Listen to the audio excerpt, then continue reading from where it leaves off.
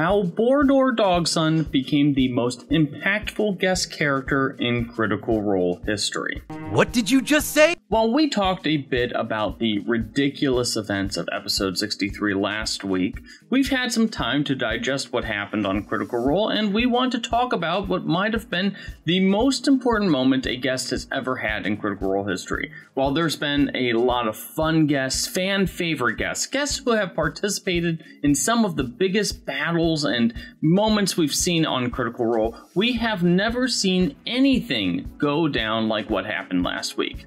Now, of course, this is definitely a spoiler-filled video, so if you care about such things, click away now. Uktarsh Umbakar's Bor'Dor Dog'Son revealed last week that he was a member of the Ruby Vanguard. He was likely at the Malleus Key when the Apogee Solstice scattered Bel's Hells to the wind. While fans suspected something was up with his character, his claim that he was just a simple shepherd didn't line up with his ability to shoot lightning bolts, and some people thought he was literally a dog. No one suspected that he was actually part of the bad guys. In what was a very dark moment, Laudna basically executed Bor'Dor after a short scuffle with the tacit approval of Orym, creating a very dark turn for both characters. Now, we briefly spoke about the consequences for Laudna. She likely opened the door for Delilah Briarwood's return. More importantly, her optimism, this critical, contrast to her spooky exterior, this fundamental part of her character just seemed crushed by Bor'Dor's betrayal, and that could really make an impact on her in the long run, especially as she's already dealt with so much tragedy. And while it's unlikely that Imogen will turn on Bel's Hells anytime soon, you know that Laudna is going to take any sort of sympathy or empathy with the Ruby Vanguard very poorly.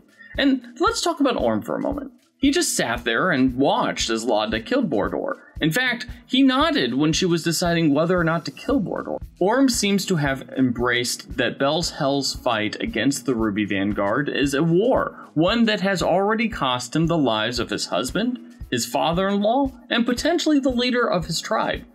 He wants to win this war, and he doesn't seem to have any problem with stooping to Ruby Vanguard's level, especially when it comes to removing potential threats to his friends and what remains of his family. Fans are calling this the rise of DarkArm, and it'll be interesting to see how Liam plays what has supposed to be a more level take on a character with tragic backstory. What's really going to be fascinating is how the two sides of Bel's Hells interact with each other after all of this is over. You'll remember that Team Wildmount ended their stint, in Wildmount with a threesome, while Team Asilra ended theirs with an execution. Will this lead to a lot more conflict and, trauma and, angst? Well, I guess we'll see in about 2 weeks.